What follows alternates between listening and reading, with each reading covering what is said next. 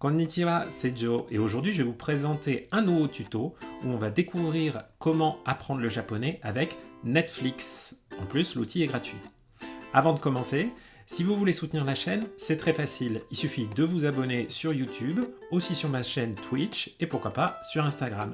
Et si vous pouvez et que surtout vous le voulez, vous pouvez faire un petit don de soutien à la chaîne avec le lien qui est dans la description. On y va ? L'outil qu'on va utiliser s'appelle Language Reactor. C'est un plugin, c'est-à-dire un module complémentaire pour votre navigateur Chrome sur Mac ou PC. D'après les développeurs, le plugin sera bientôt disponible sur Firefox et sur Edge, mais ce n'est pas le cas pour l'instant. L'outil propose des fonctions payantes, mais tout ce que je vais vous montrer aujourd'hui est possible avec la version gratuite. Je vais vous montrer ce tuto sur Chrome pour Mac, mais les étapes sont pratiquement les mêmes sur PC. Vous avez besoin d'un abonnement Netflix valable, mais pas besoin de VPN. Tout d'abord, on va installer le plugin. Depuis Chrome, allez sur le site de Language Reactor dont vous trouverez l'adresse dans la description. Cliquez ensuite sur le bouton Chrome. Depuis cette page, cliquez sur le bouton Ajouter à Chrome. Cela va installer le plugin. Confirmez en cliquant sur Ajouter l'extension.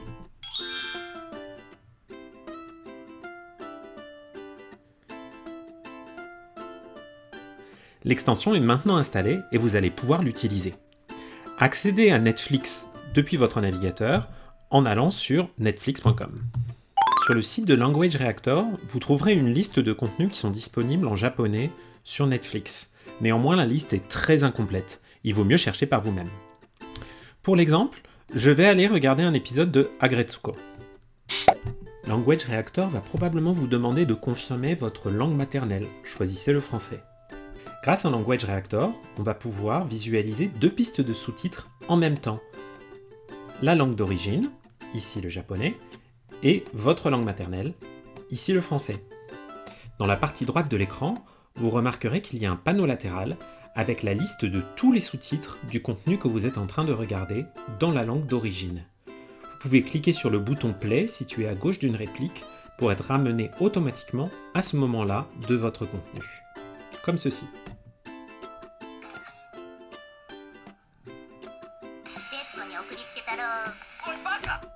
Gardez en tête que malheureusement certains contenus japonais sur Netflix pourraient ne pas avoir de sous-titres en japonais. C'est rare et ce n'est jamais le cas avec les productions maison, heureusement. Si vous souhaitez désactiver Language Reactor sur certains contenus, notamment quand vous ne regardez pas des contenus en japonais, c'est très facile. Il suffit de cliquer sur cet interrupteur. Là, c'est désactivé. Et là, c'est réactivé.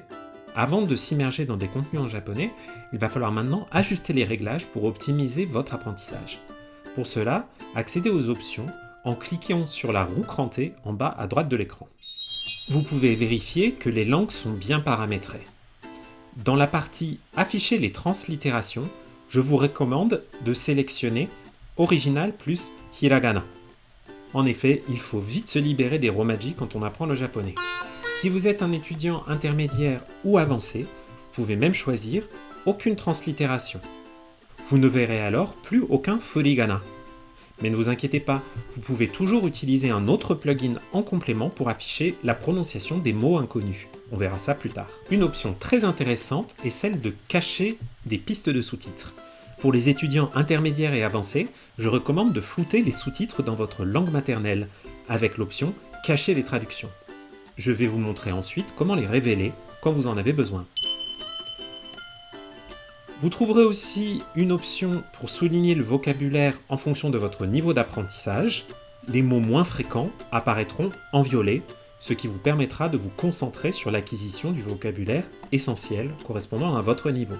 Vous pouvez aussi adapter la vitesse de lecture et ralentir légèrement le contenu pour vous donner plus de chances de comprendre ce qui se dit. Il y a d'autres options, mais je vous laisserai les découvrir par vous-même. De retour sur mon contenu, je vois que mes options ont été prises en compte. Je n'ai plus les romaji et les sous-titres français sont masqués. Pour afficher la traduction, c'est facile. Il suffit que je passe le pointeur de ma souris dessus ou j'appuie sur la touche E du clavier. Cette option est indispensable pour éviter de trop lire les sous-titres en français. Pour contrôler la lecture de votre contenu, je vous recommande d'utiliser la barre d'espacement du clavier plutôt que de cliquer sur les boutons de lecture et d'arrêt. Ça va vous faire gagner du temps. Vous pouvez aussi activer l'option AP sur la droite qui mettra la lecture en pause après chaque réplique. Par exemple, si vous travaillez un passage en particulier. Je vous avoue que je ne l'utilise pas beaucoup. En revanche, ce que j'utilise tout le temps avec cette extension, et qui en fait tout l'intérêt, c'est le plugin Yomi-chan. Pour ceux qui ne connaissent pas Yomi-chan, c'est un plugin assez génial et gratuit qui permet d'afficher les définitions, traductions et explications pour le vocabulaire et les kanji. J'ai un tuto sur ma chaîne pour lequel le lien doit apparaître actuellement à l'écran.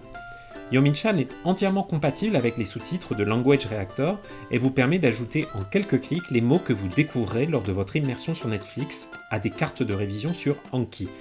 Si vous ne connaissez pas Anki, le lien vers le tuto s'affiche maintenant à l'écran et aussi en description. Donc, quand vous ne connaissez pas un mot, et si vous avez le plugin Yomi-chan, rien de plus simple que d'afficher une définition. Par exemple, je vais aller regarder le mot baka. Bon, moi j'utilise un dictionnaire avec des définitions en japonais. Mais j'ai aussi bien sûr des traductions en anglais et en français. Grâce à l'intégration entre Yomi-chan et Anki, en cliquant sur ce bouton plus, je peux me créer en un clic une carte des révisions pour ce mot sur Anki.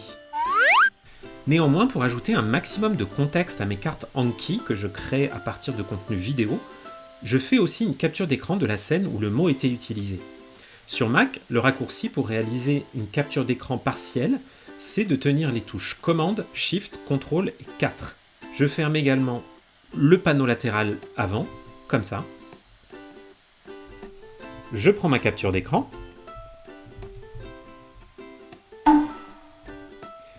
Et ensuite, je retourne dans ma carte sur Anki. Il ne me reste plus qu'à coller la capture d'écran que je viens de faire dans ma carte de révision sur Anki. Par exemple, dans le champ commentaire. Voilà. Quand je prends des captures d'écran, j'aime bien capturer également la phrase en japonais parce que j'ai remarqué que Yomi-chan avait tendance à ne pas la prendre en entier. Donc là, par exemple, je vois que la phrase c'est Oi, baka, chotto. Et je vais la saisir dans le champ sentence. J'aime bien aussi souligner le mot. Et voilà, une belle carte de révision pour Anki générée à partir d'une série qui m'intéresse. Merci d'avoir regardé ce tuto, n'oubliez pas de vous abonner sur YouTube, Twitch et Instagram, et à très bientôt.